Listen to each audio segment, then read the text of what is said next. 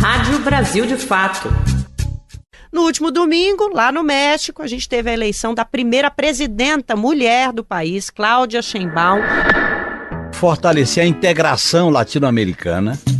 Mas as eleições vão acontecer justamente no aniversário de Hugo Chávez, 28 de julho. Um raio-x das eleições na América Latina.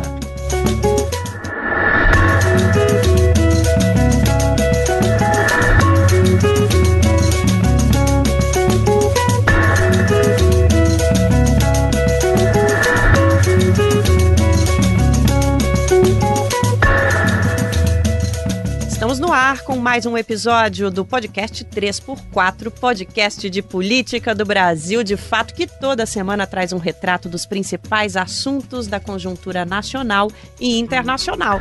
Eu sou a Nara Lacerda, estou junto com o jornalista de política do Brasil de Fato, Igor Carvalho, para comandar este podcast. Tudo bem, companheiro? Tudo bem, Narita. Mais uma semana, vamos que vamos. Vamos nessa. Também conosco nessa bancada o nosso comentarista José Genuíno. Olá, querido, bem-vindo. Bem-vindo, vamos em frente que atrás vem gente. Vamos nessa, Genuíno. Qual que é o nosso tema de hoje, Igor Carvalho? Olha, Nara Lacerda, neste episódio 3x4 traça um raio-x das eleições na América Latina. 2024 entra para a história como o ano em que mais eleitores vão às urnas, ou seja, um exercício de democracia. Das mais de 80 eleições no mundo, 6 ocorrem aqui na América Latina, sem contar as municipais no Brasil e no Chile. No primeiro semestre, foram eleitos presidentes em El Salvador, Panamá e México. Já nos próximos 6 meses, Venezuela e Uruguai escolhem seus mandatários, Nara Lacerda. Marcado por uma polêmica constitucional, El Salvador reelegeu em fevereiro, após a decisão do Supremo Tribunal Federal, o atual mandatário, Nayib Bukele, do partido de direita Novas Ideias. Acho engraçado esses nomes de partido. Bom, em maio, o Panamá elegeu José Raul Mulino, do partido de direita também, que é Alisando Metas, que substituiu de última hora o ex-presidente Ricardo Martinelli, condenado por lavagem de dinheiro. No último domingo, lá no México, a gente teve a eleição da primeira presidenta mulher do país, Cláudia Sheinbaum, de centro-esquerda, que deve seguir com as políticas de Andrés Manuel López Obrador. Na esteira das próximas eleições, Nicolás Maduro disputa a presidência da Venezuela com Edmundo González Urrutia, em julho. No pleito, está em xeque a continuidade do projeto chavista, e no Uruguai, o campo progressista lidera com vantagem a disputa eleitoral. Os nomes mais falados são Yamandu Orsi, pela Frente Ampla, partido do Mujica, e Álvaro Delgado, pelo Partido Nacional, do atual presidente Luiz Lacalle Pou. Falei certo, Igor? Tá certíssima. Com aquele sotaque do Uruguai, que é para honrar nossos irmãos. Bom, para discutir o panorama das eleições na América Latina, as implicações, o que isso significa para o nosso continente, para as nossas tendências políticas e sociais, a gente convidou a professora de Relações Internacionais da Unifesp, especialista em América Latina e Central, Regiane Nietzsche Bressan. Professora, obrigada, porque essa missão é árdua, você vai ajudar muito a gente. Valeu por estar aqui conosco. Olá a todos, muito obrigada a vocês pela oportunidade em tentar explicar um pouco do cenário latino-americano de 2024. Legal. Professora, eu queria começar, antes de nós entrarmos nos meandros das eleições e discutir país a país, eu queria, se possível, que a senhora nos passasse um cenário mais amplo sobre o quadro político no continente, por favor. A América Latina é um território realmente que demonstra muitos desafios em relação ao fortalecimento da democracia. Então, quando a gente pensa em tantas eleições acontecendo simultaneamente, o grande pano de fundo é a estabilidade democrática, que muitas vezes entra em corrosão em determinados países, por determinados governos latino-americanos. Então, o que eu vejo agora? É um momento muito importante para que a região intente, por essas eleições, assegurar as instituições democráticas, que são realmente o ponto aí mais importante que eu vejo para assegurar boas condições em todo o continente. É claro que, quando a gente fala em América Latina, a gente também pensa nas eleições dos Estados Unidos, as quais não foram comentadas aqui, mas vai ter uma incidência muito importante na relação tanto com o México quanto com os países da América Central, assim como com a América do Sul. Então, depois de passarmos por todas essas eleições, ainda teremos o resultado dos Estados Unidos, que, claro, sempre influencia muito, sempre denota muita importância nas relações internacionais da América Latina. Professor, esse povo aí, Estados Unidos, eles não se sentem latinos e a gente também acha que eles não tem que estar muito perto de nós, não, viu? Mas estão sempre influenciando, tá, né? certo. É uma doideira. A professora tem razão, a gente não tem razão, lógico.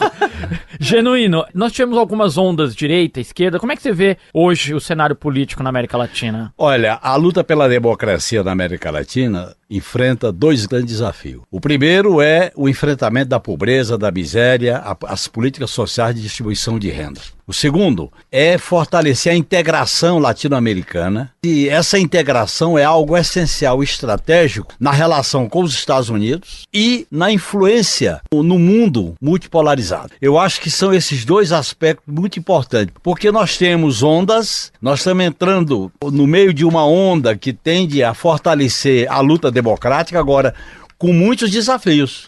Por exemplo, o desafio de construir um projeto de integração latino-americana, com governos diferentes, com regiões, com problemas diferentes. A relação com os Estados Unidos, que continua aí pensando a América para os americanos, isto é, a América para os Estados Unidos. E a discussão sobre como enfrentar o neoliberalismo da América Latina, principalmente dando continuidade às políticas de inclusão, de distribuição de renda. Esse processo que o México dá um grande exemplo, porque essas políticas já vinham em curso com o Obrador, a eleição da Cláudia Sheinbaum representa uma continuidade desse projeto, diferente do Brasil, que teve um desastre, uma destruição com o inelegível Bolsonaro.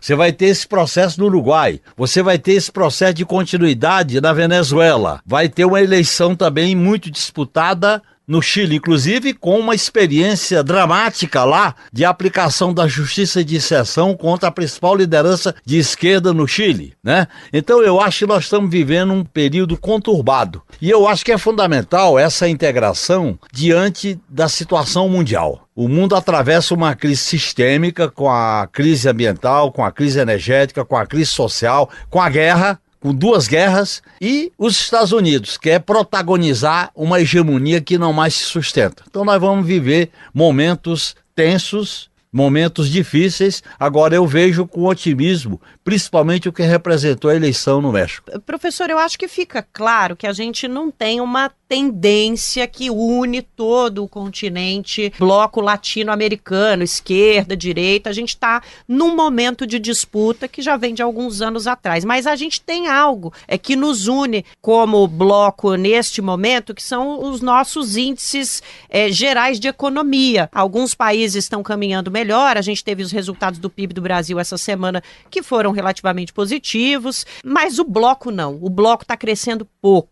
A gente vai ter o menor crescimento econômico, provavelmente, do mundo neste ano, no bloco latino-americano, e eu queria uma análise da senhora sobre como essa realidade econômica pode afetar esses processos eleitorais e democráticos também. Sem sombra de dúvida, a situação de pobreza e desigualdade, ela tanto afeta a estabilidade democrática, como bem explicou o Genuíno, ela também acaba gerando maior violência e ela dá margem, muitas vezes, quando não bem tratada, a governos que muitas vezes tensionam para o conservadorismo ou mesmo para uma abordagem bastante conservadora, de direita, e isso acaba sendo mais uma oposição, um problema para a integração latino-americana. Quando, na verdade, nós deveríamos aproveitar as políticas regionais bem-sucedidas para integrar cada vez mais os nossos povos que compartilham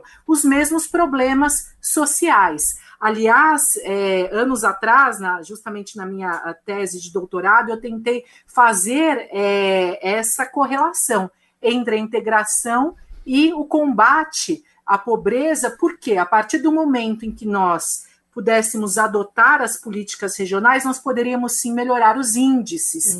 E não podemos nos esquecer que o Lula ele foi uma grande liderança no começo desse século para integrar os países latino-americanos. Foi muito importante no ano passado na política externa brasileira, quando ele conseguiu, após 19 anos, reunir quase todas as lideranças da América do Sul em Brasília, inclusive Nicolás Maduro. Isso foi um grande ganho, um passo muito importante para reatarmos as relações com os países da região e, mais do que isso, demonstrarmos o protagonismo brasileiro, a potencialidade desse protagonismo brasileiro. A eleição no México, na verdade, López Obrador, enquanto presidente, ele já se aproximou novamente da América Latina, depois de governos como Vicente Fox, que abandonaram as relações com a região e se mantiveram muito atrelados aos Estados Unidos. Então o México se manteve muito atrelado, e com López Obrador o México passa, até liderando a CELAC, a se voltar para a América Latina. No entanto, foi um momento com o governo de Bolsonaro que nós estivemos de costas, ou seja, foi um grande fracasso, foi terrível para as relações regionais, o governo brasileiro de Bolsonaro. E agora nós temos aí uma nova energia, uma nova força, um novo prognóstico para as relações da integração da América Latina. A senhora nos deu a deixa de falar do México, da eleição da Cláudia Sheinbaum. Eu queria saber que fenômenos fizeram com que ela fosse eleita presidente nesse momento no México, depois de um século de homens. Qual conjuntura fez com que a Cláudia chegasse ao poder nesse momento? Bom, a gente tem que retomar um pouco da história política do México. Nós tivemos aí o PRI, que é um dos principais partidos do México, liderando por, acho que mais de 70 anos. Depois nós tivemos sucessivos governos de direita que não atuaram muito bem no combate à pobreza, à desigualdade, não adotaram políticas sociais importantes. Pelo contrário, foram governos que atuaram com violência, inclusive pensando no combate ao narcotráfico. A gente sabe que há regiões mexicanas que são dominadas por lideranças relacionadas ao narcotráfico, mas não foram governos exitosos nesse sentido. Pelo contrário, eles geraram ainda mais violência. Então, López Obrador, ele é um governo, foi um governo, está sendo, finalizando o seu governo de esquerda, uma esquerda moderada, mas que adotou políticas sociais extremamente importantes. Ele conseguiu diminuir a violência, mas sem sufocar diretamente, como estava fazendo os governos anteriores. Por quê? Porque as políticas sociais foram justamente a principal ferramenta para melhorar as questões de pobreza e desigualdade, que sucessivamente ocasiona maior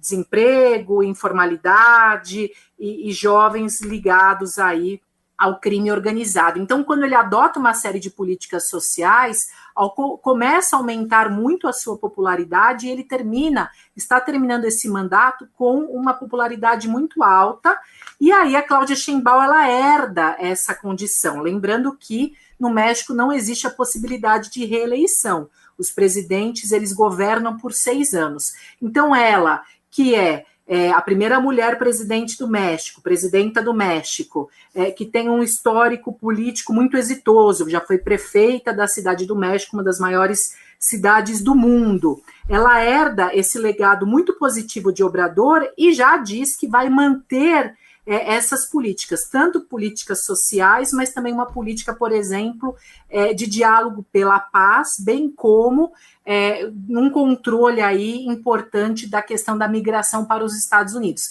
Aliás, eu não vejo como coincidência que domingo ela foi eleita e logo depois os Estados Unidos acirraram ainda mais a questão migratória. Então, esse vai ser sempre um tema muito sensível para o México. Os países agem dessa forma para mandar recados, né? Então a gente precisa estar aqui do lado de fora observando.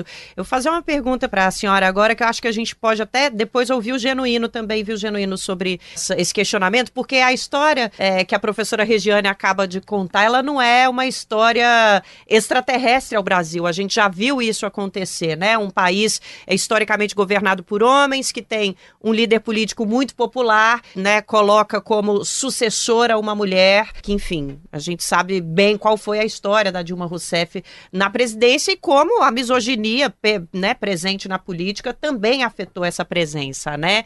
O México também é um país historicamente governado por homens, ela foi apadrinhada por alguém muito popular, só que descola da trajetória tradicional dos políticos, né? Ela é cientista, é mulher, vem sendo inclusive chamada de poste, como a Dilma foi chamada, né? De fantoche.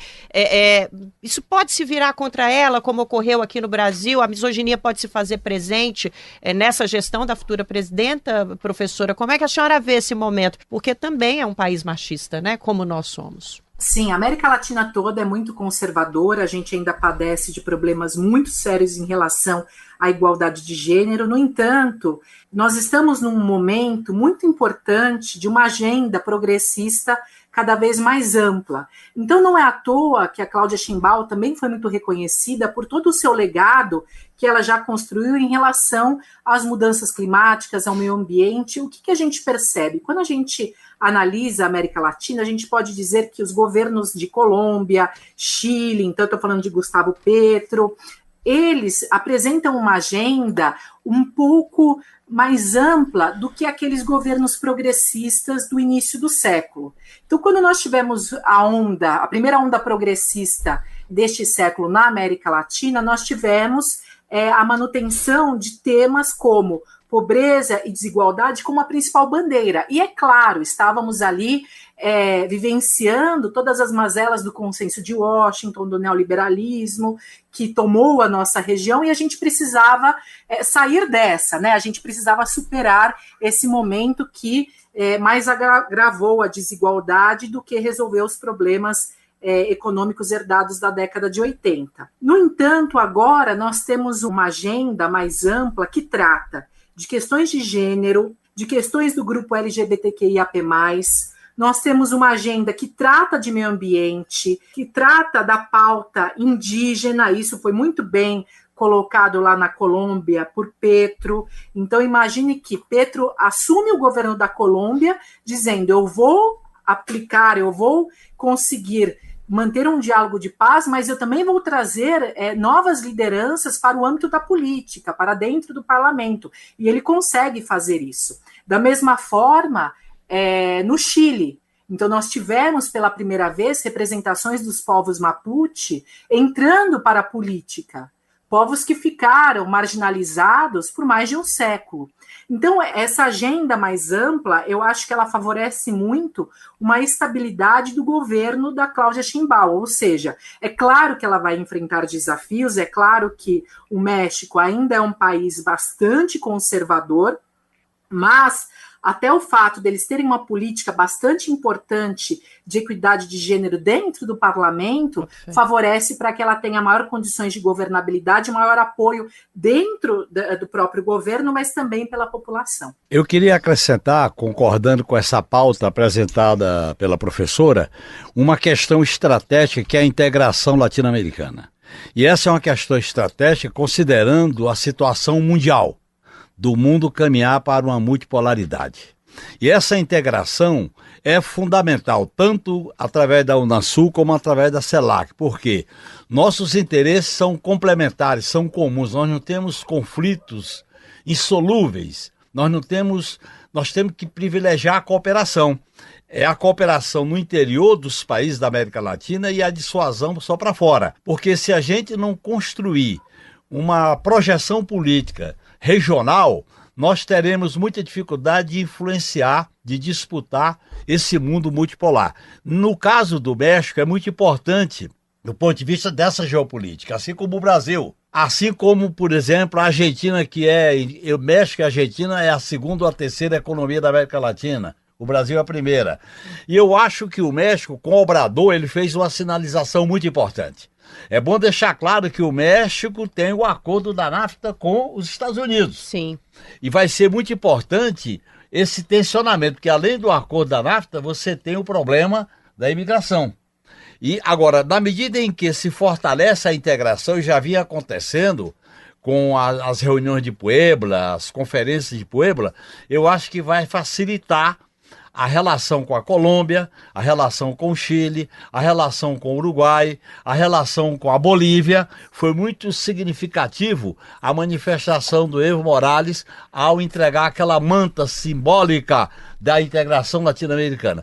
Eu acho que o sonho da integração latino-americana tem que ser resgatado e recuperado, porque nós temos tudo para fazer esse processo, porque nós não temos disputas profundas, nós temos interesses complementares. Quem estimula a disputa são os Estados Unidos. Então eu acho que essa eleição na Venezuela é muito importante, e a estabilização do governo que vai sair dessa eleição é muito importante. A eleição no Uruguai, o processo eleitoral no Chile, que está enfrentando uma experiência de justiça de exceção, como aqui no Brasil ocorreu.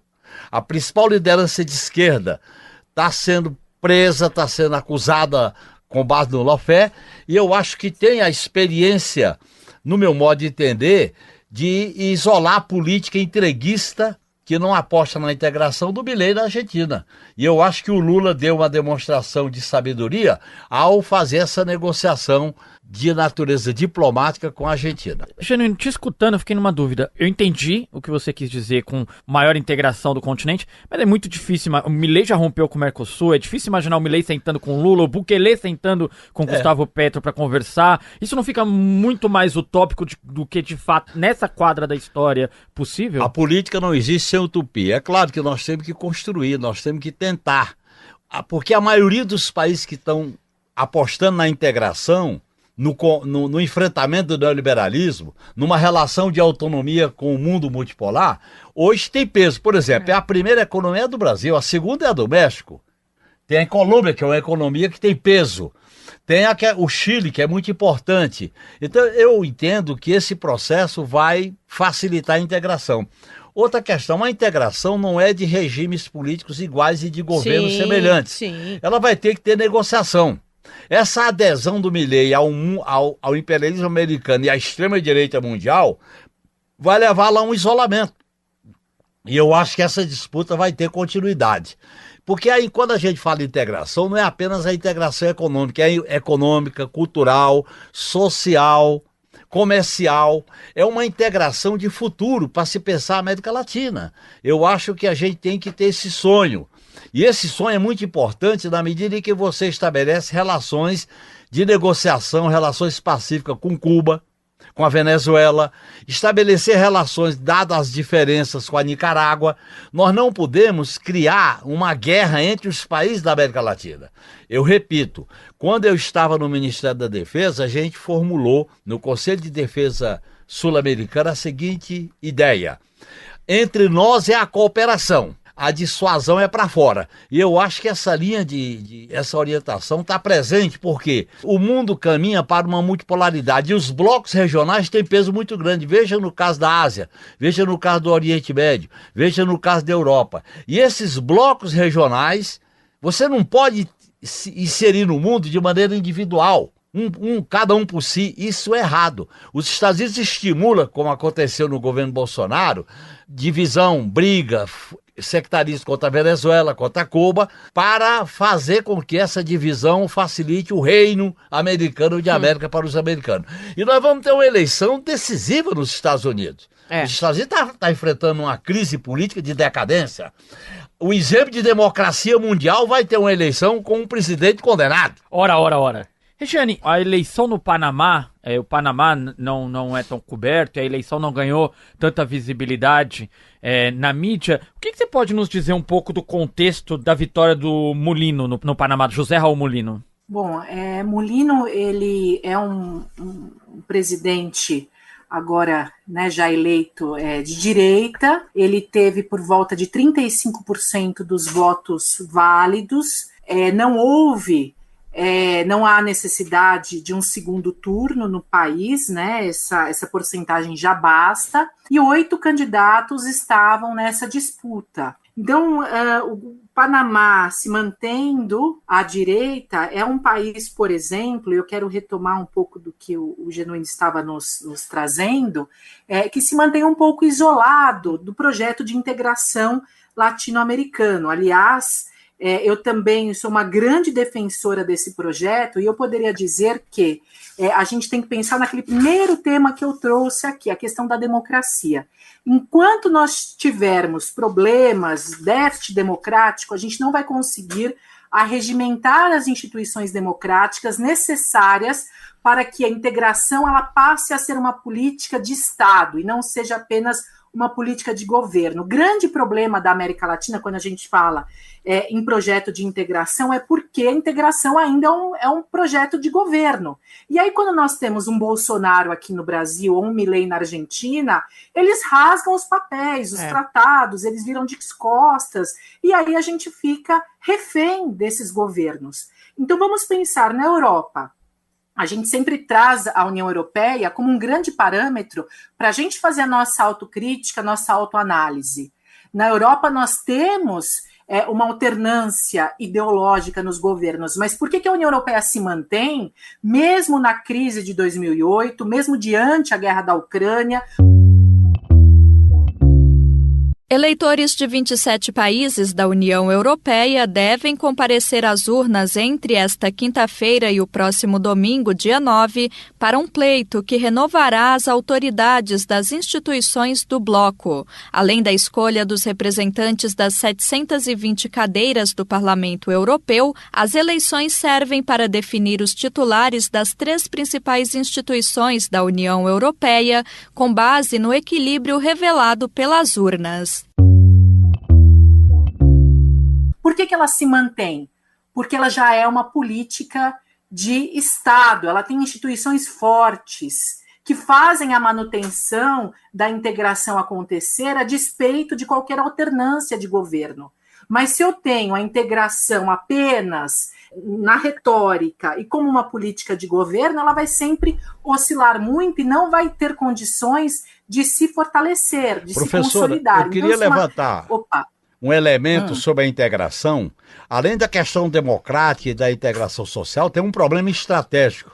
A América Latina, e particularmente a América do Sul, é o subcontinente mundial que tem as maiores reservas de minério, de proteína animal e vegetal, de petróleo no Atlântico e área agriculturável, considerando a crise social que o mundo atravessa. Portanto, é um subcontinente estrategicamente importante para que essa integração viabilize um projeto comum, respeitando as diferenças entre esses países.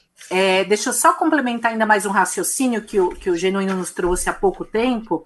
Vamos lembrar um pouco das negociações dos Estados Unidos para o projeto da ALCA, e naquele momento, no início dos anos 90, o Mercosul estava tão articulado que quando os Estados Unidos vieram negociar com os países do Mercosul, cada país, Paraguai, Uruguai, Brasil e Argentina, eram responsáveis por um tema. E aí os Estados Unidos se assustaram e viram como naquele momento havia um núcleo duro do Conesul preparado para uma articulação que inclusive inviabilizou a proposta da ALCA, a Área de Livre Comércio das Américas. Essa proposta ela foi revisitada pelo Celso Amorim e por Lula em 2003. Houve uma proposta de ALCA Light, mas não interessava ao Brasil. E aí essa proposta foi muito bem descartada. Bom, a gente vai daqui a pouquinho falar sobre qual é a situação de momento de outros países para a gente continuar nesse debate sobre as possibilidades de integração da América Latina e sobre como anda a democracia do nosso bloco.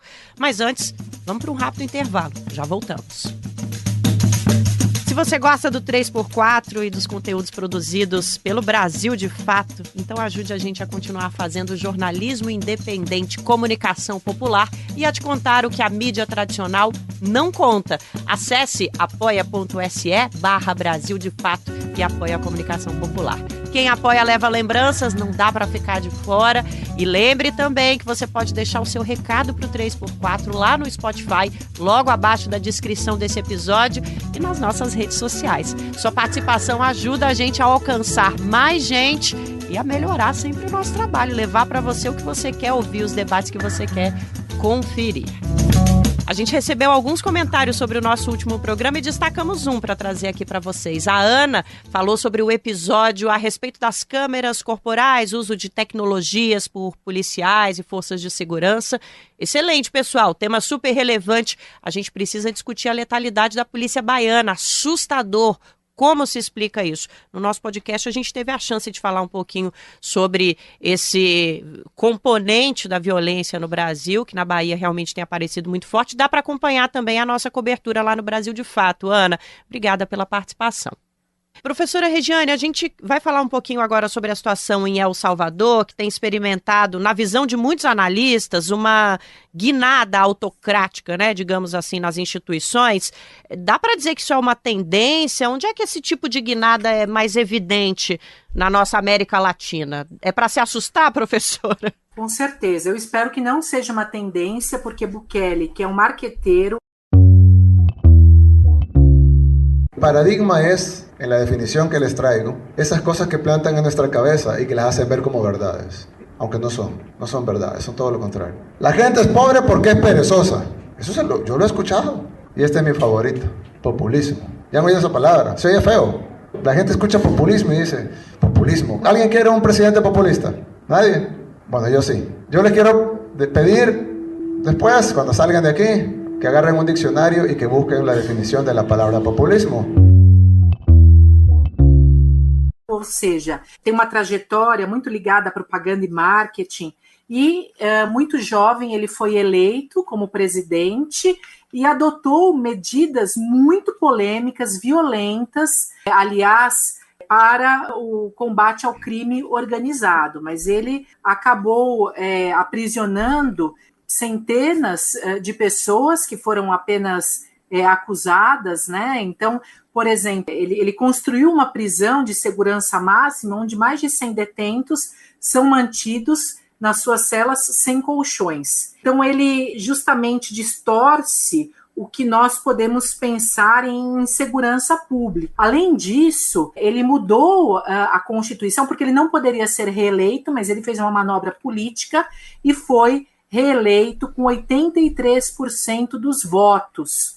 Isso é um número bem alto, mas ele vem atuando aí, quebrando as regras do jogo democrático. Aliás, por exemplo, fez diversas demissões de cargos públicos por redes sociais. Então, uma pessoa realmente bastante polêmica. Bota polêmica nisso. Você sabe que a origem política dele era da guerrilha vitoriosa em El Salvador, né?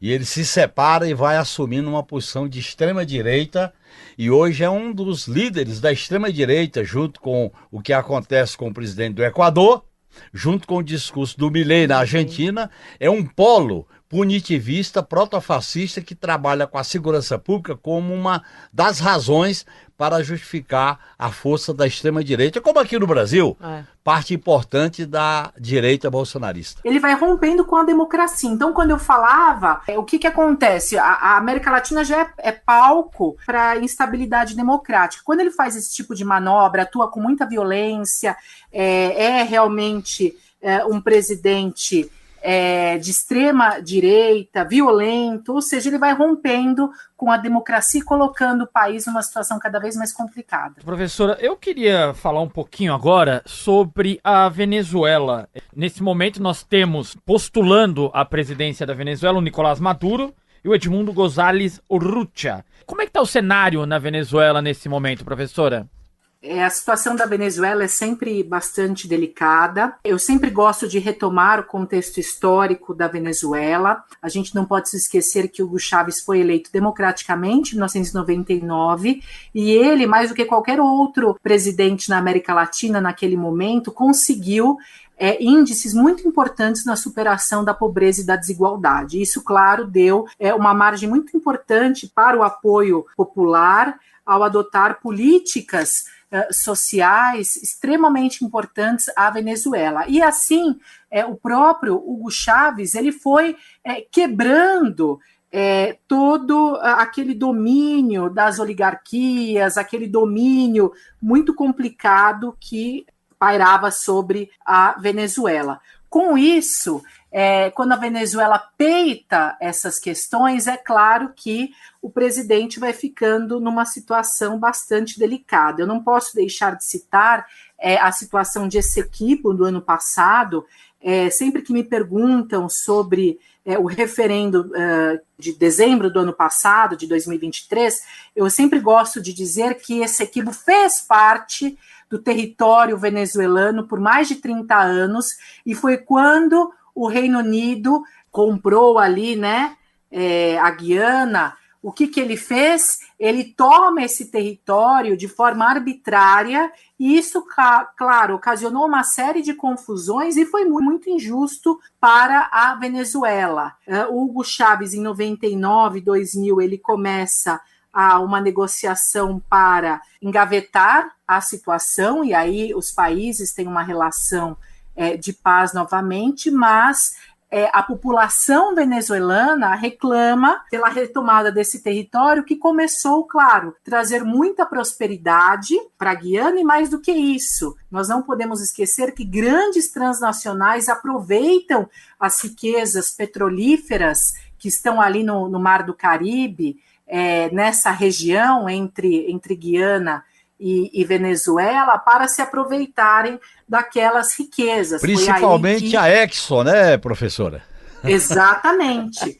Foi aí que Nicolás Maduro acendeu essa situação, colocando novamente o referendo em pauta. Agora, as eleições desse ano, elas realmente são eleições importantes. Nós temos 11 candidatos disputando as eleições, inclusive o último a se inscrever foi o Hitch, o ex-embaixador da Venezuela na Argentina e na Argélia, ou seja, não vai ser fácil para o Nicolás Maduro conseguir uma reeleição, mas as eleições vão acontecer justamente no aniversário de Hugo Chávez, 28 de julho. Eu acho que o governo de Maduro colocou uma pré-condição, um requisito fundamental: que todos os candidatos respeitem a legalidade do processo eleitoral e o resultado das urnas. Porque há candidatos que defendem golpe, defendem o bloqueio dos Estados Unidos. E eu acho que foi uma exigência muito correta.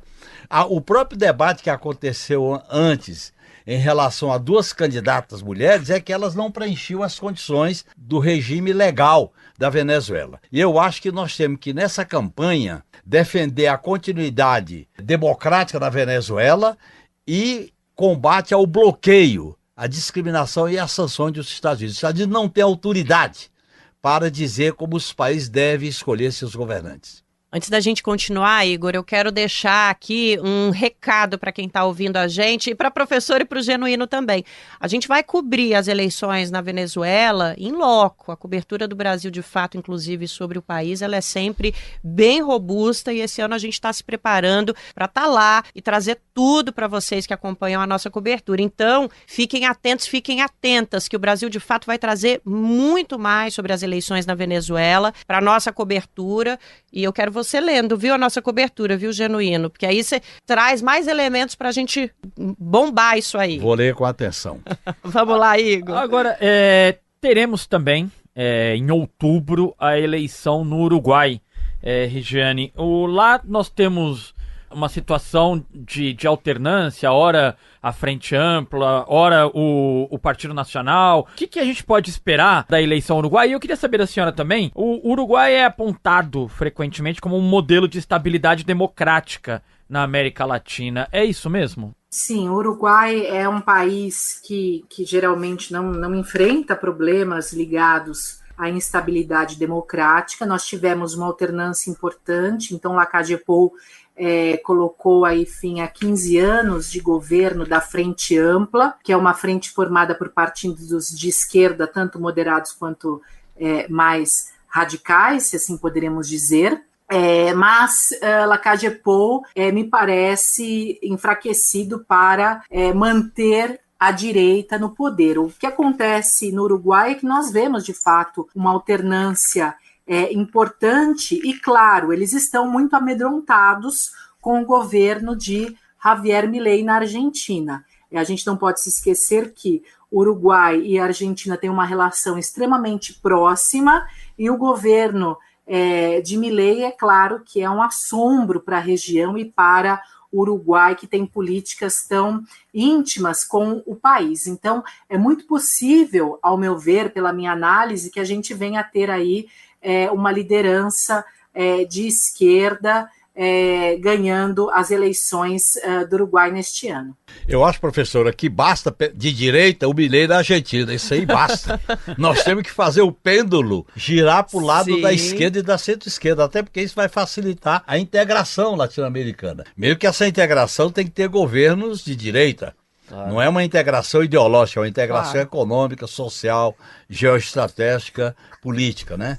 Mas eu acho que é importante o pêndulo girar para o lado da canhota. Agora, para você ver como a figura do Milei é uma figura que impressiona qualquer um, né? Está conseguindo, inclusive, influenciar, de certa maneira, a percepção eleitoral do vizinho, que está muito conectado ali. Até porque já é comum, né, essa transição. Tem um contencioso da Argentina, do Uruguai com a Argentina em relação à área de fronteira na questão energética.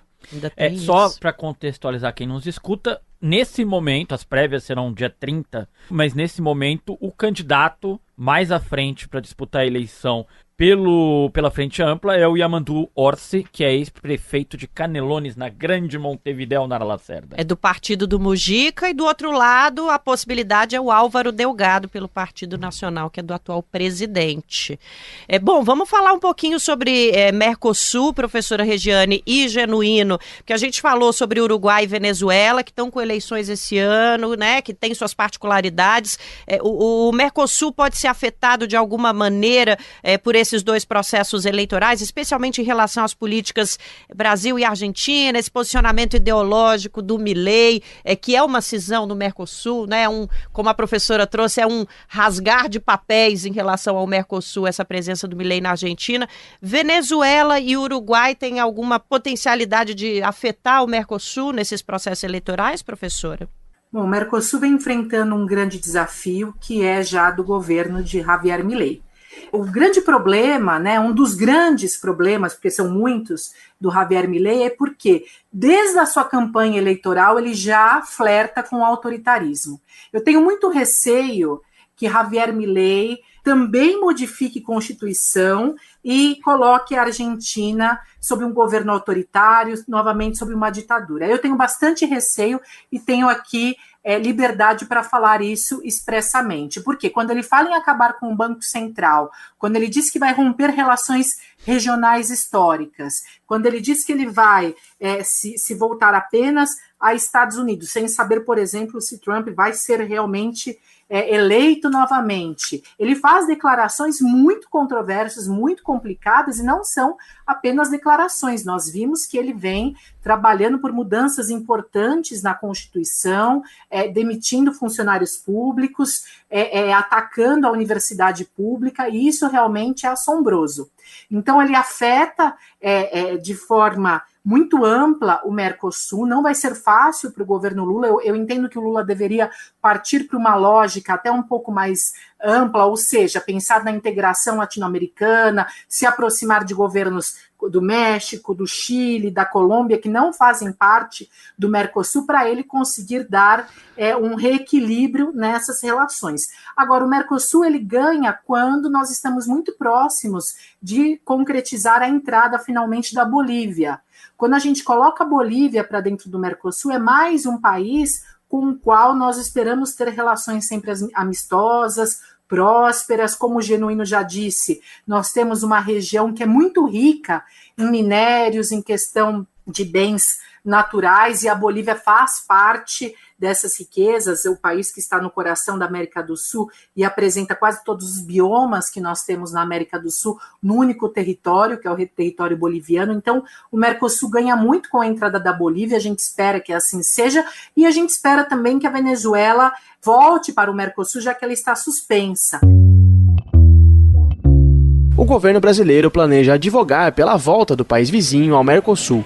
A ideia indica a disposição do novo governo em recuperar mercados e parceiros comerciais que se afastaram do Brasil, como a Venezuela. Ao longo dos últimos 20 anos, o Brasil manteve uma balança comercial superavitária com o país vizinho, mas que foi afetada primeiro pela crise econômica que assolou a Venezuela e depois pelo rompimento diplomático adotado pelo governo do ex-presidente Jair Bolsonaro. Não sei se vocês se recordam, mas quando houve o golpe aqui no Brasil, rapidamente o Brasil atuou para suspender a Venezuela do Mercosul. Aquilo foi também assombroso, quer dizer, a gente sofre um golpe, mas a gente suspende o outro país, né? Aquilo foi terrível. E assim foi feito, né? A Venezuela foi suspensa 2 vezes, e se mantém suspensa até hoje. O que é também uma perda para o Brasil, porque é mais um país que eu sempre defendo, seja em qualquer canal, que nós temos que ter relações próximas com a Venezuela. Nós fazemos fronteira, com todos os países que nós fazemos fronteira, nós teremos questões de interdependência. Isolar um país não é a solução.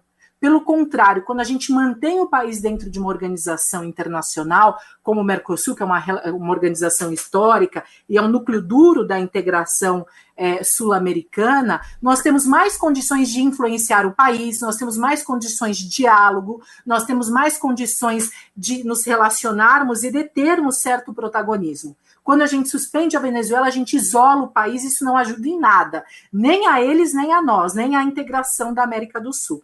Então eu espero que o Lula ele consiga superar esse grande problema do Milei, né, que é o Milei. Eu espero também que a Argentina supere o Milei, porque eu tenho muito receio que o país venha a enfrentar um governo cada vez mais autoritário. E eu espero muito que o Brasil aproveite esses governos à esquerda, como eu já disse, para liderar, para aproximarmos e para repensarmos a integração latino-americana. Olha, eu considero que há um elemento importante aí dessa integração, que é a questão geopolítica. A questão geopolítica vai exigir uma parceria estratégica entre os países que integram a Unasul e a CELAC. Mais a Unasul porque nós temos uma experiência vitoriosa do Conselho de Defesa Sul-Americano. Eu era assessor do ministro da Defesa e cheguei a participar de reuniões do Conselho de Defesa Sul-Americano.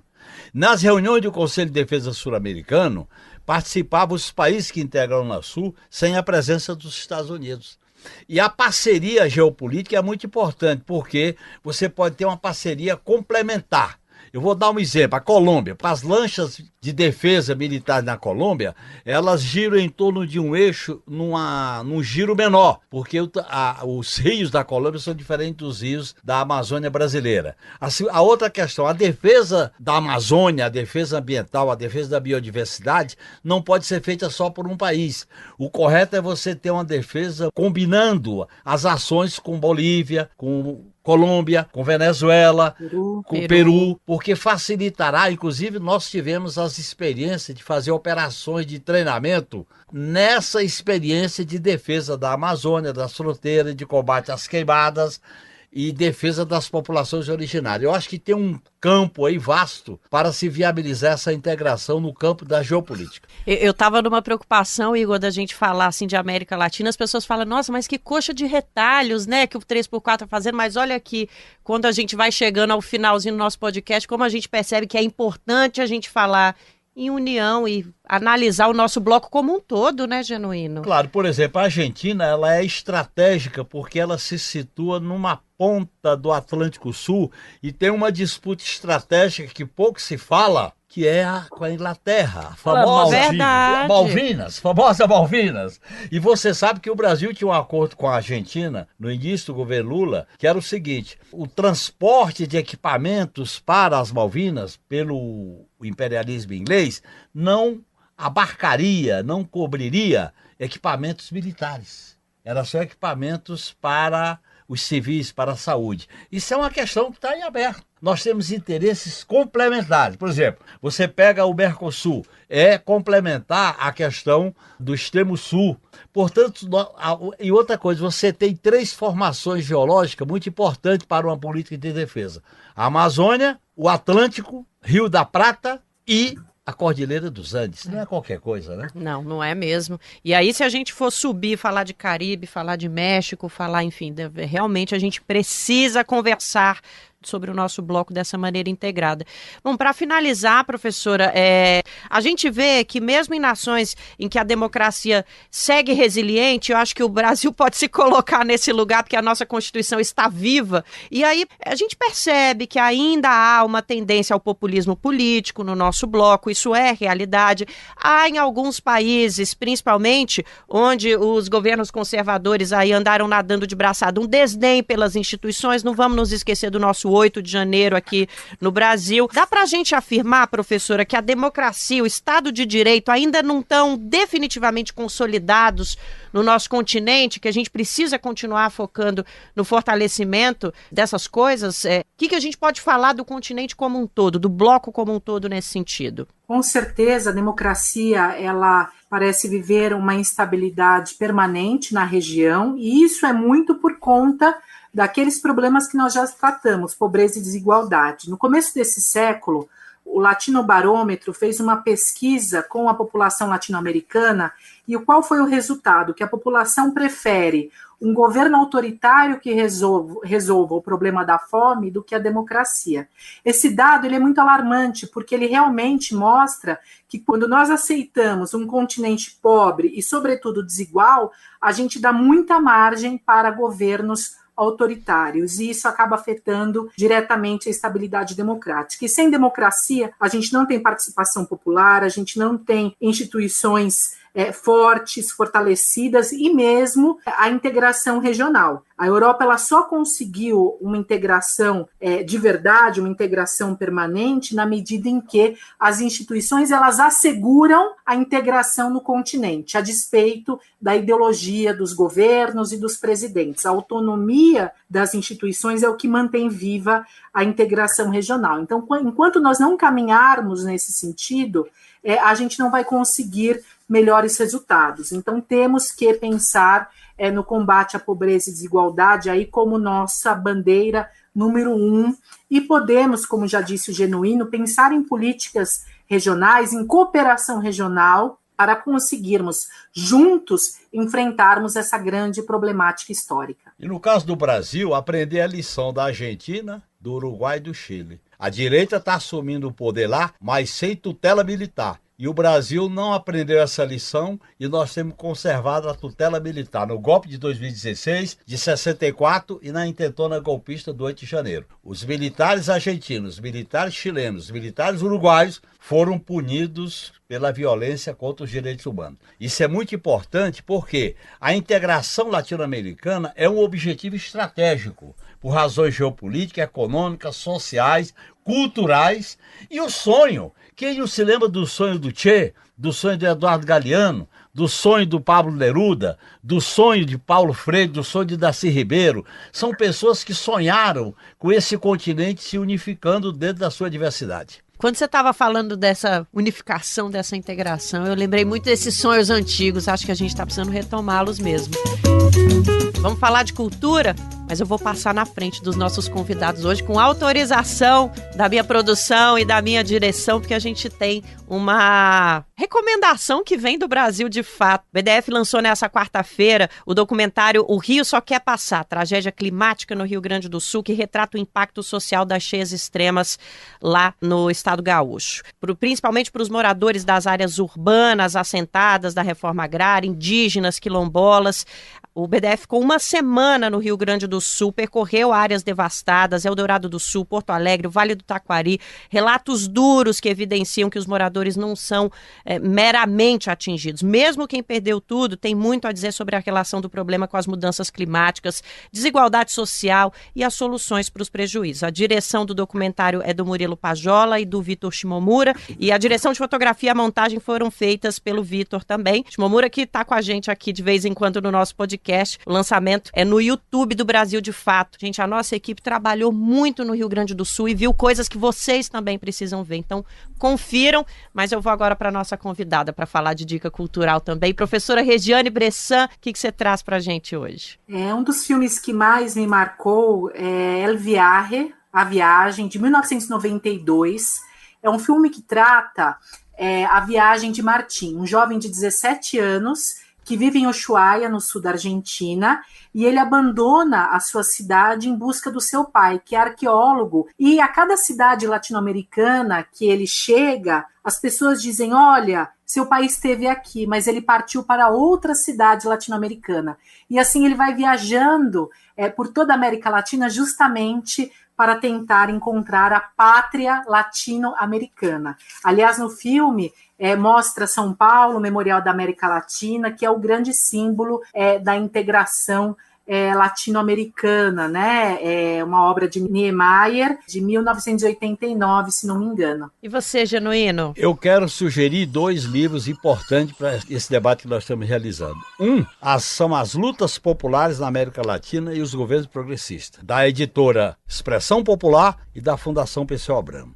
E há um outro livro muito interessante, já que a pauta começou com o México, que é de um colega da professora da Unifesp, do ABC, o Igor Fuser, O México em Transe, que é exatamente o México antes dessa caminhada progressista que começou com a disputa eleitoral que elege Obrador. Obrador tentou 2 vezes ser presidente do México, é bom deixar claro. E ele relata nesse México em Transe, o professor Igor Fuser, os dilemas que o México estava vivendo. Eu acho que é muito interessante o livro do Igor Fuser. 2 recomendações que vão complementar tudo que você ouviu aqui no nosso podcast, estão valendo muito a pena. Agradeço aos nossos convidados. Professora Regiane, muito obrigada pela participação aqui com a gente. A gente conversou com a professora de Relações Internacionais da Unifesp, especialista em América Latina e Central, Regiane Nit-Bressan. Valeu demais pela presença, professora. Obrigada a vocês pelo convite, obrigada pela oportunidade, fico à disposição. José Genuíno, mais uma vez uma honra ter essa figura histórica aqui com a gente. Estamos na luta. Vamos nessa, então. Obrigada a você que continuou com a gente até o fim do nosso podcast, ouviu esse debate, participe nas nossas redes sociais e lá no Spotify. Igor Carvalho, até semana que vem. Até semana que vem, Narita. Chegamos ao fim desse episódio do 3x4 do Brasil de Fato. Para continuar acompanhando a nossa cobertura sobre os principais fatos de política do país e do mundo, acesse brasildefato.com.br. O 3x4 é apresentado por mim, Nara Lacerda, e pelo meu colega de redação, Igor Carvalho. A direção é de Camila Salmásio. Nossos comentaristas são João Pedro Stedley e José Genuíno.